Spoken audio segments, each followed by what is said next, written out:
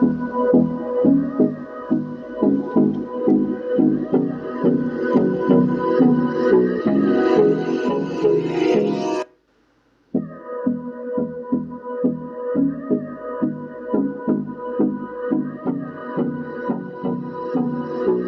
friends, welcome back to another video from School of Sciences. Guys, I am here going to provide you educational videos of science from class 6 to class 12. Guys, keep on supporting me. Be with me from the beginning to the end of the video. So let's go to my computer screen.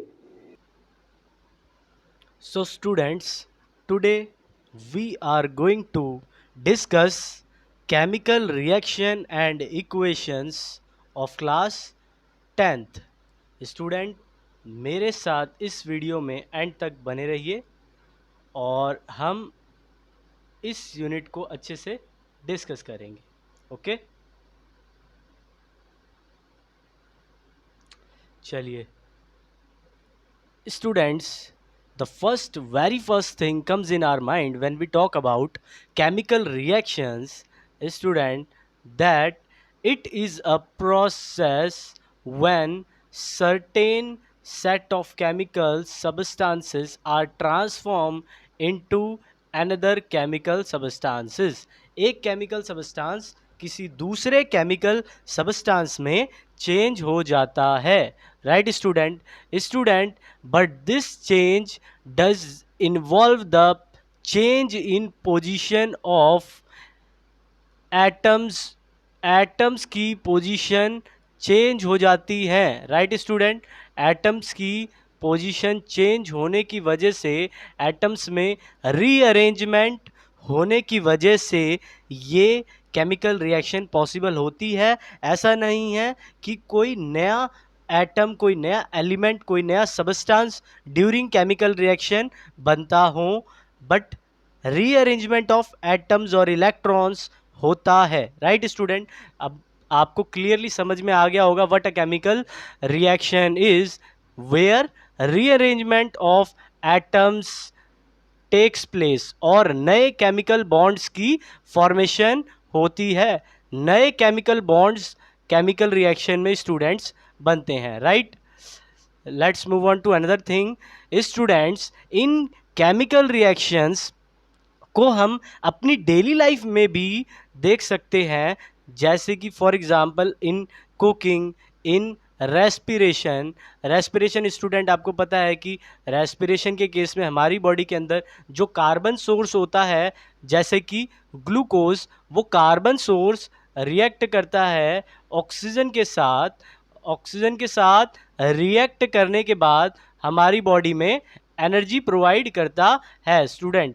ये एक तरह का respiration भी आपका chemical reaction है। Cooking is also, burning of food is also a chemical reaction, right students. Rusting जो आप daily life में देखते हो, रेड ब्राउन कलर की कोटिंग मेटल्स पर हो जाती है, वो भी एक तरह का केमिकल रिएक्शन है, राइट स्टूडेंट्स।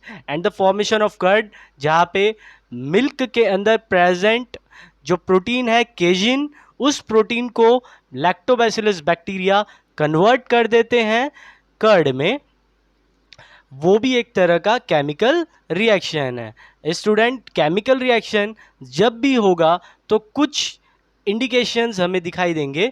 वो इंडिकेशंस क्या होते हैं, यानी कि कुछ चेंजेस हम देखेंगे।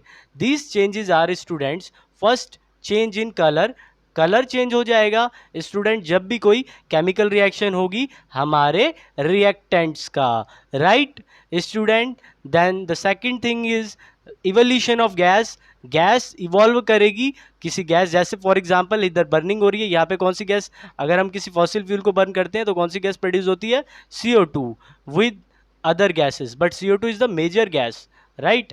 CO2 गैस प्रोड्यूस होगी। Next thing, change in temperature, जहाँ पे भी कोई केमिकल रिएक्शन हो रही है वहाँ पे टेम्परेचर चेंज हो जाएगा, right student. And the second thing is formation of precipitation, precipitates बनेंगे जहाँ पर भी कोई केमिकल रिएक्शन होगी, right student. Precipitation means insoluble salts की फॉर्मेशन हो जाएगी हमारे सॉल्यूशन में। Then the second thing is student, we will talk about how to represent a chemical equation. Students, first we are going to represent the chemical equation in the form of chemical formulae. सबसे पहले chemical formulae को लिखकर हम chemical reactions को represent करते हैं और करते थे, but then हम केमिकल्स को के जो फॉर्मूले हैं उसके बेसिस पे हम लिखने लगे. अब हम केमिकल्स का नाम ना लिख के उसका फॉर्मूला लिखते हैं. फॉर एग्जांपल, अगर मेरे पास मैग्नीशियम है, the first two letters of magnesium that is Mg represent the chemical formula of magnesium, and for in case of oxygen the first that is O represent the formula, right?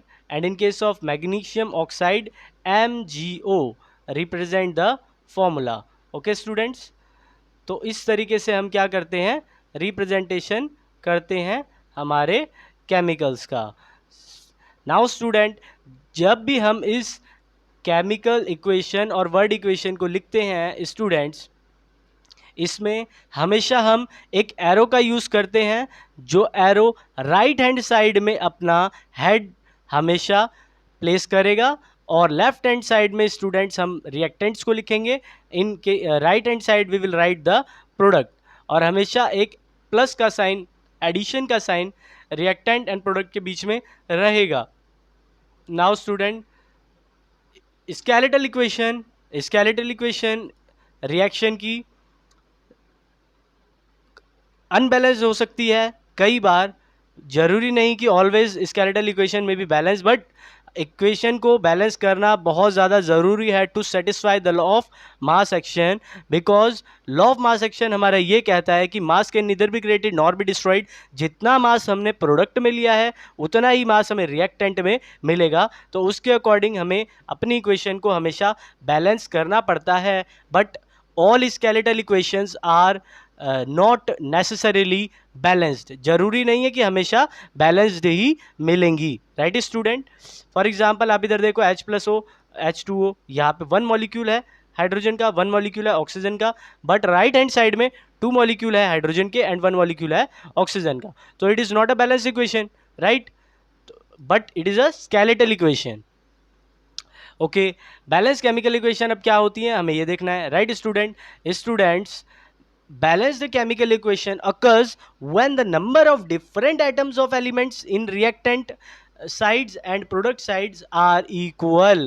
Right student, जितने भी हमने atom लिए हैं reactant side में और product side में, उनका सम जो है वो इक्वल हो जाए, बिकॉज उनका मास भी हमेशा इक्वल होता है according to law of conservation of mass. Law of conservation of mass को फुलफिल करने के लिए हमें हमेशा अपनी रिएक्शन को बैलेंस रखना है, राइट? चलो next thing, how to balance a chemical equation. Chemical equation को हम कैसे बैलेंस करेंगे? फॉर एग्जांपल स्टूडेंट्स, मेरे पास यहाँ पर एक इक्वेशन है जहाँ मैंने मीथेन को रिएक्ट किया है ऑक्सीजन के साथ और मुझे मिला है carbon dioxide and water, right students? Then we note down number of species of elements right hand side and left hand. Student, ये मेरी हैंड साइड है और ये मेरी राइट हैंड साइड है. दोनों में जितने भी रिएक्टेंट स्पीसीज हैं उनको मैं नोट करूंगा. फॉर एग्जांपल कार्बन है, हाइड्रोजन है एंड ऑक्सीजन है. इसके number of atom students 1, 4 and 2, और यहाँ पे 1, 2 and 3. So students, because here the number of atoms of carbon is equal, is unequal, then we have to balance this equation because it is a skeletal equation. ये एक skeletal equation है, unbalanced equation है, right? चलो इसकी balancing हम करते हैं. Student देखिए किस तरीके से हमने इसकी बैलेंसिंग की. स्टूडेंट्स, हमने क्या किया, हमने यहाँ पर 2 प्लेस कर दिया, राइट? हमने जब यहाँ पर 2 प्लेस किया तो 2 प्लेस करने से हमारे पास हाइड्रोजन के 4 मॉलिक्यूल्स हो गए, राइट? और हाइड्रोजन के 4 molecules already left hand side में हमारे प्रेजेंट थे. अब हमारे पास ऑक्सीजन के भी 2 मॉलिक्यूल और यहाँ पर भी ऑक्सीजन के 2 मॉलिक्यूल, 2 एंड 2 4 ऑक्सीजन मॉलिक्यूल हो गए हमारे इंक्रीज. तो स्टूडेंट इस इक्वेशन को प्रॉपर बैलेंस करने के लिए मुझे यहाँ पे लेफ्ट हैंड साइड में ऑक्सीजन मॉलिक्यूल्स को इंक्रीज करना पड़ेगा 2O2, राइट, जिसके अकॉर्डिंग इधर भी हमारे 4 मॉलिक्यूल्स हो जाएंगे ऑक्सीजन के। देखिए आगे मैंने कैसे बैलेंस की है, यहाँ पे भी मैंने 2 ऐड किया और यहाँ पे भी मैंने 2 ऐड किया। सो स्टूडेंट, इस तरीके से एक सिंपल तरीके से हम अपनी इक्वेशन को बैलेंस कर सकते हैं। बहुत ही ईजी है, आप ट्राई कीजिए और जितने डाउट्स होंगे मेरे कमेंट सेक्शन में डाल दीजिए, मैं आपकी हेल्प करूंगा। सो स्टूडेंट आगे बढ़ते हैं। देन स्टूडेंट, ये जो हम रिएक्शन को बैलेंस करते हैं, it is not a complete equation जब तक हम इसकी फिजिकल स्टेट को मेंशन ना करें, राइट। फिजिकल स्टेट को मेंशन किस तरीके से किया जाता है स्टूडेंट, हमारे पास बेसिकली 4 टाइप की स्टेट्स होती हैं, gaseous state, liquid state, aqueous state and solid state. Student, gaseous state, जब भी कोई चीज़ हमें गैस फॉर्म में मिले, लिक्विड फॉर्म में मिले तो लिक्विड स्टेट, सॉलिड फॉर्म में मिलेगी तो solid state. But what is aqueous state, ये शायद आपको ना पता हो, आपके लिए कोई नया वर्ड हो, एक्वस फॉर्म। स्टूडेंट, जब भी कोई भी आयंस या कोई भी मॉलिक्यूल किसी लिक्विड के अंदर प्रेजेंट हो तो उस स्टेट को एक्वस स्टेट कहा जाता है, राइट। और स्टूडेंट जनरली यहाँ पे टेम्परेचर, प्रेशर, कैटलिस्ट कौन सा यूज़ किया गया है स्टूडेंट, कैटलिस्ट जो होते हैं वो रिएक्शन को स्पीड अप करने का काम करते हैं, एंड टेम्परेचर एंड प्रेशर भी किसी भी एक केमिकल रिएक्शन को अफेक्ट करते हैं, उसको उसके रेट को इंक्रीज करते हैं या फिर उसके रेट को डिक्रीज करते हैं। चलिए अब आगे बढ़ते हैं। देखिए मैंने यहाँ पे काफ़ी सारी केमिकल रिएक्शंस लिखी हुई है मेरे पास। इथिलीन है, इथाइलिन, इथाइलिन को मैंने जी, दैट इज़ मेरे पास ये गैसियस फॉर्म में है, मैंने जी से इसको डिनोट किया। हाइड्रोजन गैस जी से डिनोट किया। इस रिएक्शन को मैंने निकल कैटलिस्ट की फॉर्म पे किया है और टेम्परेचर मेरे पास यहाँ पे 250 टू 300 डिग्री सेल्सियस है। स्टूडेंट, इन दोनों की रिएक्शन के बाद मेरे पास जो प्रोडक्ट आता है वो प्रोडक्ट है C2H6 जो कि गैसियस फॉर्म में है, ईथेन। स्टूडेंट, इस तरीके से एक कंप्लीट रिएक्शन हम बना पाएंगे, बैलेंस केमिकल इक्वेशन, जहाँ पे नंबर ऑफ हमारे मॉलिक्यूल्स, जितने एटम्स यूज हुए हैं रिएक्टेंट और प्रोडक्ट में वो सेम हो। हमने अपनी मॉलिक्यूल की स्टेट्स को भी रिप्रेजेंट किया हो, फॉर एग्जांपल वो गैसेस स्टेट है या कौन सी स्टेट है, उसके बाद हमने कैटलिस्ट को रिप्रेजेंट किया हो और लास्ट में हमने टेम्परेचर को भी बताया हो कि किस टेम्परेचर पे वो रिएक्शन हो रही है, राइट स्टूडेंट। फॉर एग्जांपल आप इधर देख सकते हैं 2 मॉलिक्यूल्स मैंने यूज किए हैं कार्बन के, 4 molecules hydrogen plus 2 molecule hydrogen will give rise to total 6 molecule in left hand side of hydrogen. Hydrogen के 6 मॉलिक्यूल हैं और कार्बन के 2 मॉलिक्यूल है, और यहाँ पे भी स्टूडेंट आप देख सकते हैं हाइड्रोजन के 6 और कार्बन के 2 मॉलिक्यूल। इस तरीके से मेरी इक्वेशन पूरी बैलेंस्ड हो जाती है। स्टूडेंट्स आगे बढ़ते हैं, ये सारी बैलेंस केमिकल इक्वेशंस हैं, ऐसे ही आप एक बैलेंस केमिकल इक्वेशन को रिप्रेजेंट कर सकते हो। आगे बढ़ते हैं स्टूडेंट्स, हमारे पास इन टोटल अगर हम बात करें रिएक्टेंट्स और प्रोडक्ट की, इन टोटल 6 रिएक्शंस हैं, combination, decomposition, displacement reaction, double displacement reaction, oxidation reaction, reduction reaction, and जब ऑक्सीडेशन रिडक्शन एक साथ होगी तो रिडॉक्स रिएक्शन। स्टूडेंट, इसके अलावा अगर हम एनर्जी की बात करें, on the basis of energy we also have 2 type of reaction, endothermic reaction and exothermic reaction. Students आगे बढ़ते हैं, हम वन बाय वन एक एक रिएक्शन को डिटेल में करेंगे। Students, now what is combination reaction students? When 2 or more reactant react to form a single product, जब 2 reactant react करके एक single product बनाते हैं उसको हम क्या कहते हैं?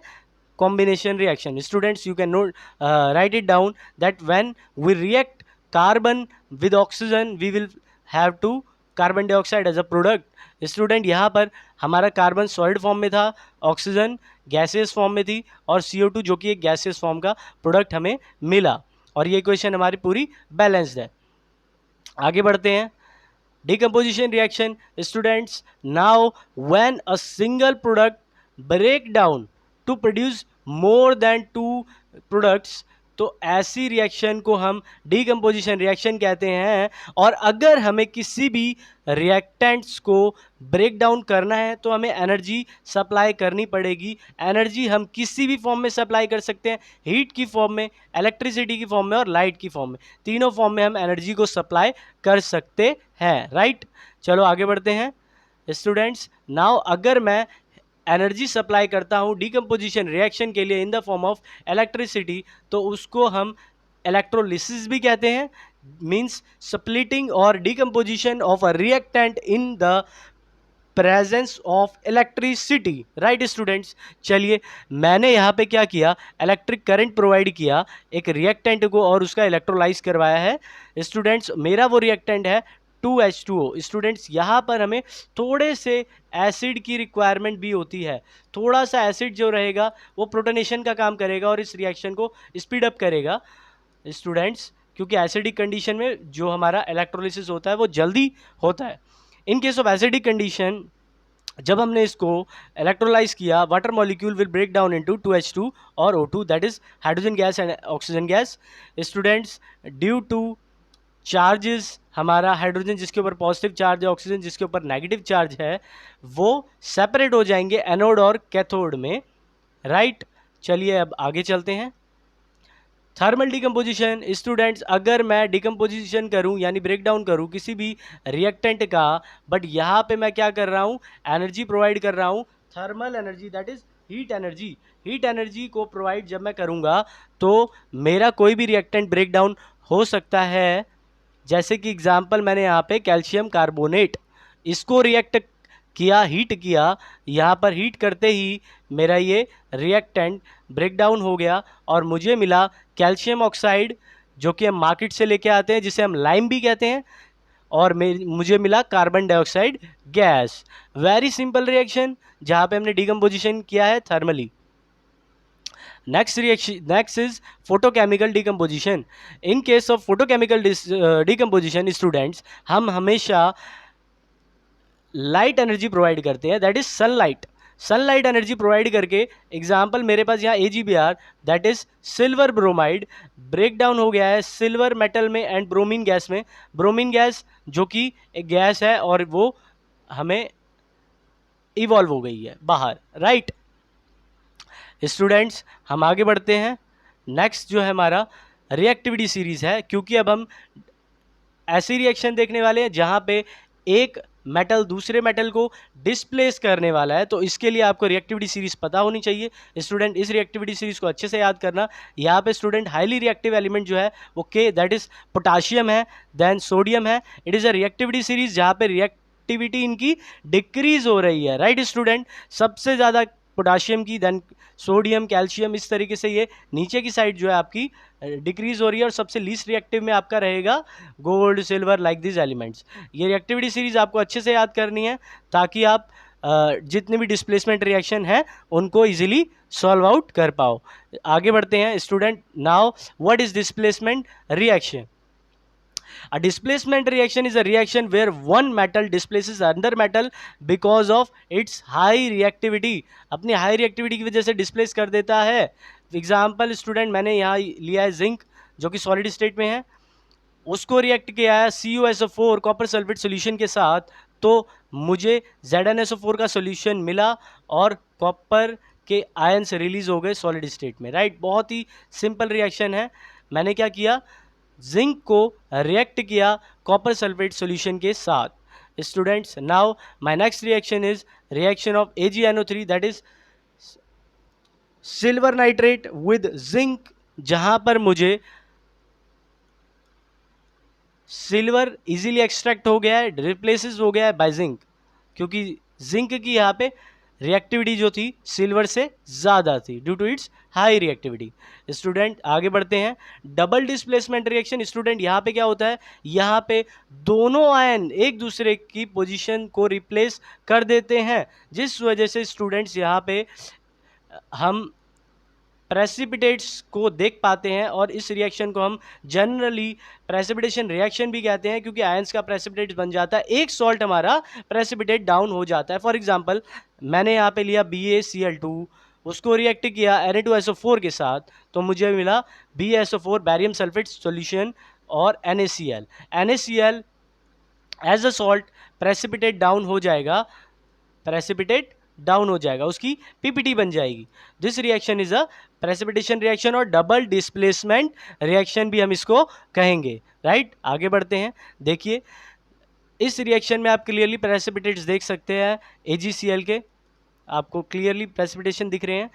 इस रिएक्शन में क्या किया गया, सोडियम क्लोराइड NaCl को रिएक्ट किया AgNO3 के साथ। After this reaction we will have AgCl, right, यानी कि AgCl और NaNO3 दो अलग अलग सॉल्ट बने, जिसमें से एक सॉल्ट जो है हमारा वो प्रेसिपिटेट डाउन हो गया है। जो सॉल्ट हमारा प्रेसिपिटेट डाउन होता है स्टूडेंट, याद रखना वो एक इनसोल्यूबल सॉल्ट होता है, बिकॉज जिस उसकी सॉल्युबिलिटी नहीं हो पाती सॉल्यूशन के अंदर, दैट्स वाई वो प्रेसिपिटेट कर जाता है। आगे बढ़ते हैं student. Next reaction is neutralisation reaction. Students you always have to remember that ऐसा सबस्टांस जो पॉजिटिव आयन लीव करता है वाटर में जाने के बाद, that is H positive ion, and ऐसा सबस्टांस जो OH नेगेटिव आयन रिलीज करता है, positive and negative ion after reaction will form water. क्या बनाते हैं, पॉजिटिव नेगेटिव आयन वाटर बनाते हैं student. As simple as reaction जो मैंने यहाँ पे ली है HCl, जहाँ पर HCl मीन्स आपका हाइड्रोक्लोरिक एसिड, उसने क्या किया, वाटर में जाने के बाद H+ आयन लूज किया, और आपका नेक्स्ट है NaOH जो कि एक बेस है, सोडियम हाइड्रोक्साइड, इसने OH नेगेटिव रिलीज किया वाटर में जाने के बाद। आपका सोडियम का आयन क्लोरीन का आयन आपस में रिएक्ट करके एक आयनिक कंपाउंड बनाएगा, वाइल आपका वाटर जो है वो लॉस हो जाएगा student. This type of reaction is neutralisation reaction, जहाँ पे वाटर की फॉर्मेशन होती है और साथ में सॉल्ट की फॉर्मेशन होती है। एक सॉल्ट बनेगा, एक वाटर बनेगा, और रिएक्शन किसकी हुई, एक एसिड की और एक बेस की, एसिड बेस रिएक्शन भी इसको कहते हैं, राइट स्टूडेंट। चलिए आगे बढ़ते हैं। Exothermic reaction, as I told you students earlier that अगर हम एनर्जी की बात करते हैं तो on the basis of energy हमारे पास दो टाइप की रिएक्शंस होती हैं।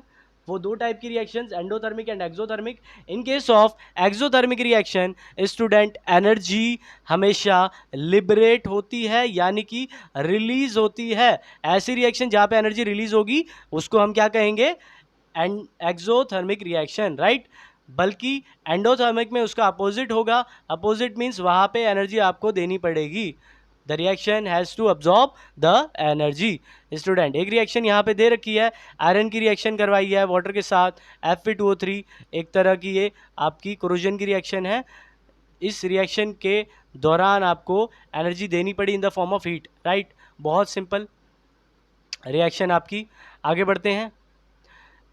एंडोथर्मिक रिएक्शंस स्टूडेंट्स, मैंने अभी आपको बताया कि ऐसी रिएक्शंस जहाँ पर एनर्जी रिलीज होगी, सॉरी आपको देनी पड़ेगी हीट एनर्जी, उस रिएक्शन को आप कहेंगे एंडोथर्मिक रिएक्शन। स्टूडेंट्स एग्जांपल है यहाँ पे फोटोसिंथेसिस, जहाँ पर सनलाइट की एनर्जी को ट्रैप करते हैं कौन, आपके ग्रीन प्लांट्स। ट्रैप करने के बाद फोटोसिंथेसिस का प्रोसेस करते हैं। बहुत सिंपल रिएक्शन है। फोटोसिंथेसिस को आप एंडोथर्मिक में डाल सकते हैं, जबकि आप रेस्पिरेशन को एक्सोथर्मिक रिएक्शन के अंदर डाल सकते हैं, क्योंकि वहाँ पे एनर्जी जो है वहाँ रिलीज हो रही है इन केस ऑफ रेस्पिरेशन। चलिए आगे बढ़ते हैं। यहाँ आ भी गया, देखो next, respiration is a exothermic reaction, right. Respiration exothermic reaction इसलिए है क्योंकि कॉम्प्लेक्स सब्सटेंसेस जो आपका जैसे कि ग्लूकोज है, आप उसको ब्रेक डाउन करके आप एनर्जी बनाते हो, एनर्जी रिलीज होती है और आप वर्क डन करते हो। बहुत simple, as simple as that. Heat भी रिलीज होती है during the break down of complex salts, complex substances, food substances, right student. चलिए आगे बढ़ते हैं। Next reaction is oxidation and reduction reaction. Students always remember that addition of oxygen and removal of hydrogen, ये दोनों अगर part हो तो हम उसको ऑक्सीडेशन ही कहेंगे, while removal of oxygen and addition of hydrogen दोनों पार्ट अगर एक साथ कहीं भी हो रहे हो तो हम उसको रिडक्शन ही कहते हैं, राइट। अब आपको समझ में आएगा what is oxidation reaction, where addition of oxygen takes place while removal of hydrogen also takes place is known as oxidation reaction. चलिए आगे बढ़ते हैं। नेक्स्ट इज, अब आप यहाँ पे ऑक्सीडेशन रिडक्शन रिएक्शन का एक एग्जांपल देख सकते हैं, as simple as that. Students आप यहाँ पे ध्यान से देखिए, Fe2O3 है हमारे पास है और साथ में CO है। CO स्टूडेंट्स, इस Fe2O3 ने अपना ऑक्सीजन लॉस किया और ऑक्सीजन कहाँ चला गया, CO के पास, राइट। तो जब इसने ऑक्सीजन का लॉस किया तो यहाँ पे क्या हुआ, reduction. Loss of oxygen is known as reduction, while आपका CO जो है जिसने ऑक्सीजन एक्सेप्ट किया वहाँ पे आपका हो गया ऑक्सीडेशन। CO ऑक्सीजन एक्सेप्ट करने के बाद 3 मॉलिक्यूल ऑफ CO2 बन गया, right.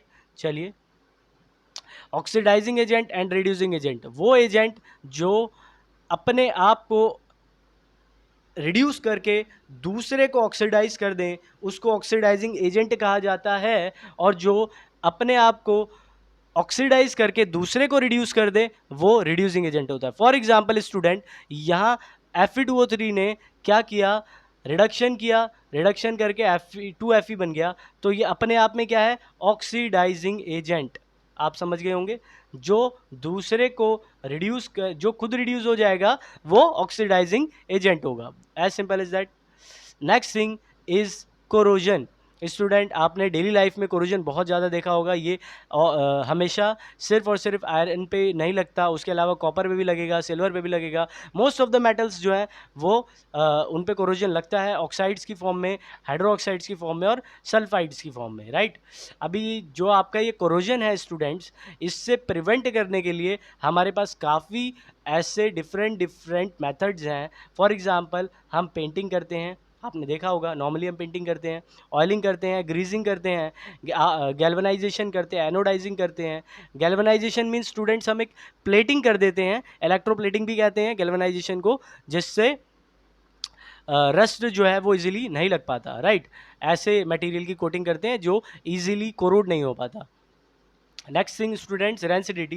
Rancidity is partially or fully hydrolyzation or oxidization of oil and fats by bacteria and moisture, light. इन सब से जब हमारा ऑयल और फैट ऑक्सीडाइज हो जाएगा, उसका टेस्ट चेंज हो जाएगा, उसका स्मेल चेंज हो जाएगा, then we said that our food stuff is oxidised, right student.